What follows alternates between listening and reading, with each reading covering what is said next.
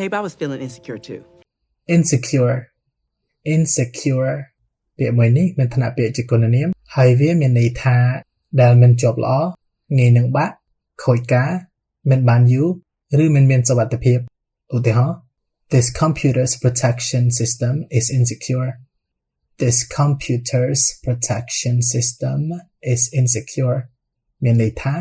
ប្រព័ន្ធការពារកុំព្យូទ័រមួយនេះគឺមិនមានសុវត្ថិភាពនោះទេឧទាហរណ៍មួយទៀត The ladder seems insecure. The ladder seems insecure. មានន័យថាជណ្ដើរហាក់បីដូចជាមិនជាប់ល្អងាយបាក់ឬមិនមានសុវត្ថិភាពបើទាក់ទងទៅនឹងអារម្មណ៍មនុស្សវិញពាក្យថា insecure មានន័យថាដែលមានអារម្មណ៍មិនប្រកបប្រជាព្រួយបារម្ភច្រើនឬមិនមានភាពជឿជាក់លើខ្លួនឯងឧទាហរណ៍ I feel insecure all the time. I feel insecure all the time.